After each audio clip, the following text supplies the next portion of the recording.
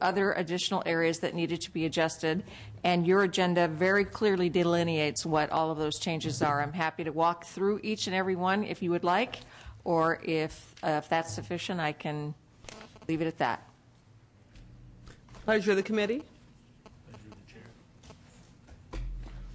I don't think you need to walk us through. As you said, that they're delineated in our agenda. Okay. Appreciate that. So with that, finance.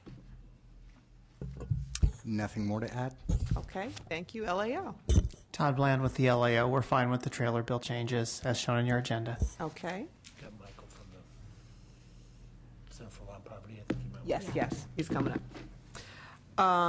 With that, we will open it up to public comment. kind of hiding in the dark. I see him, yes.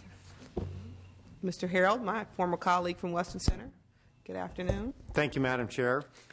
Mike Carroll with the Western Center on Law and Poverty. In general, we don't have comments about the statutory technical changes to the SB 82 that was passed. We do come today, though, to raise again the concern that we have about the provision in SB 72 that eliminates or cuts funding for child-only cases and for child-only cases by 5, 10, and 15%. And we're once again urging the committee to consider restoring those funds before it's too late. Those cuts have still not been effectuated on the families, and we think they're going to have disastrous and negative effects on children, in particular in California. We would strongly urge that the committee reconsider the choices that were made in March. We know that you had very difficult choices indeed to make. And while we weren't supportive of the grant cuts or some of the other eliminations, we understood that in most cases the choices made by you were necessary in order to get us through a difficult budget process. But at the time, we strongly urged you to preserve grant funds for families with little or no income from earnings of their own. And instead, at the end, we did take a cut of 5, 10, and 15% for child-only cases and for families that have been on assistance longer than 60 months. We have several times this year provided data to the committee and to the legislature overall about the growing body of research about the negative consequences from severe poverty that is suffered by children. The evidence is overwhelming and compelling. And once we get below half of the poverty level, we are looking at severe harm. The child-only grants are 28.6% of the poverty level when they max out at the full 85 months. That's almost little over half the poverty level. These grant levels are unsupportable. They will leave children homeless and in destitution. We will be paying for them for generations, and we strongly urge the committee to reconsider that action. Thank you. Thank you. Next witness. Thank you, Madam Chair. Frank Mecca with the County Welfare Directors Association. And we, too, would ask for the administration and the legislature to reconsider the safety net grant cuts of 5, 5, and 5%. Grant cuts of 29 to 37% are devastating. We're worried about homelessness. We're worried about all the impacts that we know that the research tells us what happens to children who grow up in deep poverty, and Mr. Harold has presented that information. I'd like to just raise attention to one specific group to give you an example of how we could create big problems elsewhere. A large number of the people who are receiving cuts are non-needy relatives. Many of these people are family members who are taking care of abused and neglected children who would otherwise be in the foster care system. Grandparents taking care of children. They may take guardianship. They may be informal guardians. They may be probate guardians. A small number, about 5% of these cases, actually have an active open child welfare case. These are people who are doing us a favor. Rather than having their child go into the foster care system, which would be worse for the child and more expensive for the taxpayers, they were taking a much lower grant and keeping the child out of the child welfare system. They have an option. With the grant cut of this magnitude, we're worried that relatives will not be able to accept children into guardianships and that they'll be in the child welfare system. Our members are extremely worried that large numbers of the families who are taking the safety net grant cuts will actually have to return to the county social services agency, relinquish the child to the foster care system because they can no longer afford to pay for them. And this is a big category of the folks who are taking this cut. So, I mean, we realize many of the cuts that we've taken over the years have been quite horrible, and we realize that many of the cuts made in March were unavoidable given the state's fiscal condition. Given the modest uptick in revenues, we hope that in the social services world, this one modest but really, really significant policy can be overturned. It would be the biggest priority for us in the restorations, and so we'd ask the legislature and the administration to really consider restoring that cut because the impacts on children are devastating. The next witness, please. Hi, my name's Susan Sweeney. I'm the president of the CalWorks Community College Association. And I just wanted to say today that these cuts to SB or to our families are preventing them from becoming self-sufficient. And I'd ask you not to punish the children for something they cannot control. Thank you. Thank you. Next witness, please. Thank you, Madam Chair. This is Tanya Broder from the National Immigration Law Center. Here also urging the committee to please reconsider the cuts to child-only units and to maintain a safety net for children that we've had since the inception of the program. And again, children in circumstances they can't control, living in poverty already. Thank you very much for reconsidering those cuts. Buenas tardes. Mi nombre es Lourdes Pérez y yo estoy aquí porque también soy una madre soltera. En este momento no tengo trabajo y vengo a pedirles que por favor no corten lo de la ayuda monetaria porque esa es una ayuda no para nosotros los padres, sino para nuestros hijos, para que tengan con qué comer. Perdón, ahorita sigues. Sorry, I have a short memory. My name is Lourdes Perez. I'm here today because I'm a single mother, and it's very important to me. I'm unemployed at this moment, and the support that I receive that my child receives through these services is very important to us, so that our children can continue living healthy lives. Es muy importante para mí porque si retiran esa ayuda es lo único que tenemos muchos de los padres que desgraciadamente estamos solos con nuestros hijos y sería definitivamente horrible para nosotros porque es lo único que tenemos para que nuestros hijos puedan salir adelante. Gracias. So it's very important. These support systems are very important to us. A lot of times it's the only thing that we have available to us to take care of our children and to see them along in their future. A lot of times we are alone with our kids, and it would be very horrible for these services to be cut. Thank you.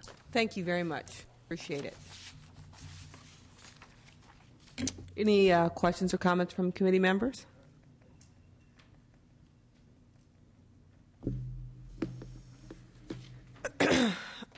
With that,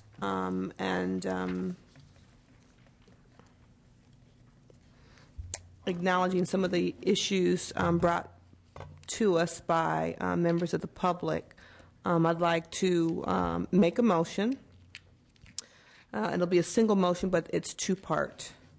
It's to approve the administration's language proposals for CalWorks as placeholder trailer bill, subject to the technical changes that may arise in the drafting, but that are consistent with the policy changes and clarifications as proposed. The second piece that I'll add to that motion is to adopt trailer bill language to rescind the policy on the 5, 10, and 15% escalated grant reductions for cases serving children only. Okay. In essence, repealing Welfare and Institutions Code Section 11450.025. Madam Chair, Jacob Horwath, Department of Finance. Understanding that it was a significant reduction, just want to note that this action will increase costs within the program by $86 million, and that would be a general fund hit. So, without an alternative offsetting savings, that that would be the increase in budget year and beyond. Thank you so much, and so noted. The motion has been made. Do I have a second? Roll call, please. Mitchell? Aye. Chesbro? Aye. Jeffries? Okay, Jeffries not voting. Mansour? Monning has 2. Okay, so it has 2 that's on call. We will, if sub 1 committee members are within the sound of my voice, we're going to shut down shortly, so we'll give everybody a couple of minutes. I know that there are members who want to add on.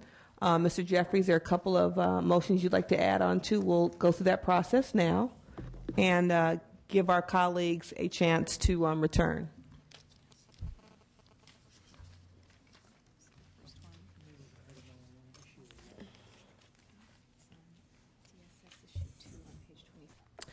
So the first one, Mr. Jeffries, is issue 2 on page 27 of the agenda with regard to public authority administrative allocation.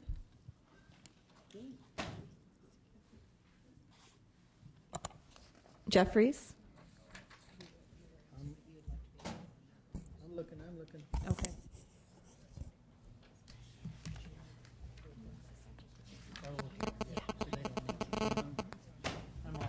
Okay. Okay. Jeffries voting. not voting. Mhm. All right.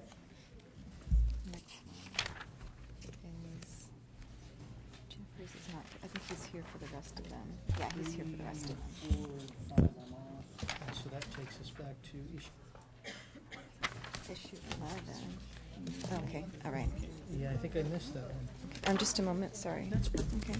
Can you lift the call on issue 5 and get that out? Going to lift the call on, is that this one right here? Yeah. Oh, okay.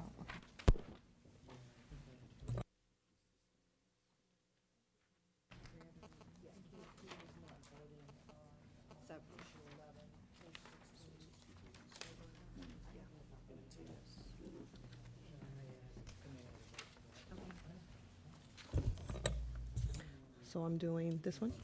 Okay, we're going to lift the call on issue 5, CalWorks revisions to SB 72. Okay. Monning? Aye. That's 3. That's out. A vote of 3. Anything else, Mr. Jeffries? Okay. Yes, absolutely. My work is done here. Tomorrow. Until we meet again. Thank you. Good job, you guys. This was Thank you. awesome. We're holding on one additional vote.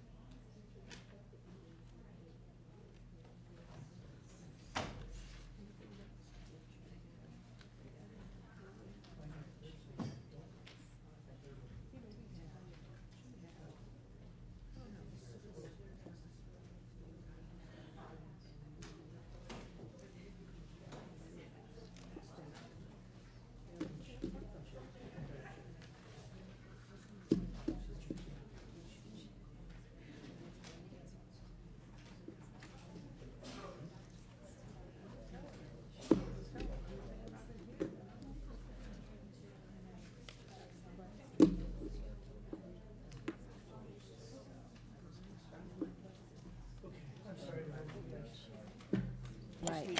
Just leave me off on that. Okay. You're fine? All right. Fine, stand up. So, do I announce the final?